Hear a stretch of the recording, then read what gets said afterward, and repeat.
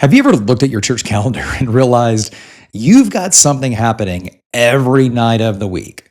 But even when you have all the things happening, you feel like you're carrying everything yourself.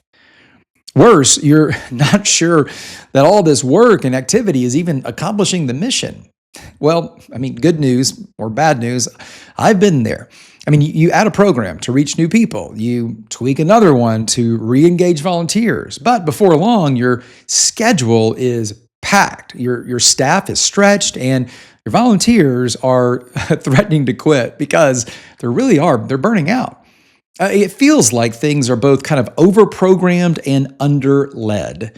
If that's one of the, and I think this is one of the most common reasons that pastors feel constant pressure. Here's the truth, right? Programs don't grow people. Leaders do. Programs are great, but they don't grow people. Leaders grow people. When a church builds more programs than leaders, it starts to rely on addition.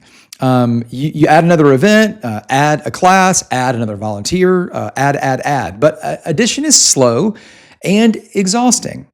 Multiplication, on the other hand, that's what creates exponential growth. It's actually how Jesus built the church. So if you've ever thought we have too much going on to manage and we don't have enough leaders to carry it, this episode is for you. What if your church what if your church could operate more like a leadership factory? Like a place where people are constantly being identified, equipped, empowered, and evaluated to lead with the fruit being discipleship. This is what healthy churches do. They don't just run programs, they reproduce leaders who can reproduce disciples. Well, let me break down this conversation into 4 easy steps. This is really what a leadership pipeline does. However, that word leadership pipeline, it feels daunting, but it doesn't have to be complicated. Really, a leadership pipeline just does these 4 things, and you can start doing these 4 things today. Here's the first thing you have to do: identify. You just look for people who demonstrate spiritual maturity, relational influence, and a servant's heart. Those are the perfect people to be leading in the context of local churches. And the best leaders, right, aren't always the loudest, by the way. They're often the most consistent. So start with 5 names this week. And don't overthink it. Just start somewhere. Who could you identify as a potential leader in your church? Number 2, after you've identified these people, equip them. Okay, leadership development really does require both in the church, theology and tools. So give people clarity on why they lead and how to lead in your context, in your culture.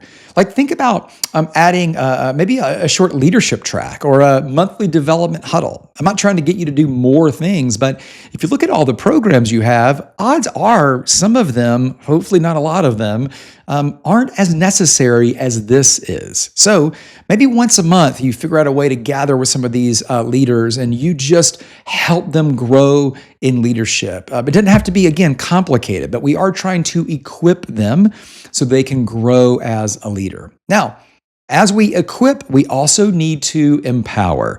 This is really what great delegation is about: equipping people to be successful and then empowering them to go be successful. So here is where, by the way, I think most pastors get stuck. I think equipping people is not something we're afraid of. In fact, we equip people all the time, biblically, right, spiritually. But I don't know that we ever fully release these equipped people. Empowerment means handing off real authority, not just responsibility. So if you've trained, though, some people and you now are beginning to trust them, why not let them lead? You can't multiply leaders, right, if you never let go of leadership anyway. And here's the 4th one: evaluate, okay? Healthy accountability is not punishment. It's about progress. Accountability is so important.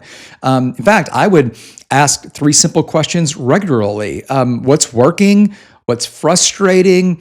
And what do you need from me? in these accountability kind of conversations, like what's working, what's not, what's frustrating, and what do you need from me? How can I help you be better at this role? And really, that's it. Like, it didn't have to be, again, complicated. It's simple, but it's consistent. And like a system, it's repeatable. So if you're the lead pastor, remember, your job isn't to lead everything. It's to ensure everything gets led. Your job is to build leaders who can lead everything. And that little shift, that just because you're the leader doesn't mean you have to lead it all. You just have to make sure it all gets led.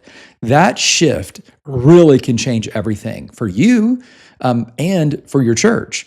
It certainly relieves pressure, it builds capacity, and it makes growth sustainable. Because think about it, if you're the only one who can lead the meeting, solve the problem, and make the decision, your church's ceiling is your capacity. But when you multiply leaders, your church's potential becomes limitless. So, a couple of kind of quick tips, just because we want to make this very practical. We always want to make it practical. So a couple of things. One, write down 5 names of people who you think could grow into leadership. Maybe just invite one of those people, again, start simple. Invite one of those people to coffee this week. And when you're with them, just tell them what you see in them and ask if they would be open to being developed to be a leader in the church. Afterwards, maybe you schedule just one monthly leadership touch point. It could be a lunch, a huddle, a Zoom. You could do it with several people. It didn't have to just be one-to-one. And last thing, and maybe this is the hardest, stop doing at least one thing yourself this week and give it away. Be intentional about it, but find one thing that someone else can do and give it to them so they can do it. Okay, remember, delegation without development, though, is just dumping. Delegation with development is discipleship. You don't need more time. What you really need is more leaders. And the best time to start building them is now.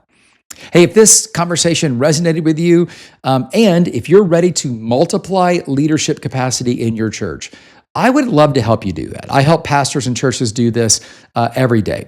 You can explore my leadership lab opportunities or maybe even a strategic leadership partnership. If you go to gavinadams.com, you can read about all those things.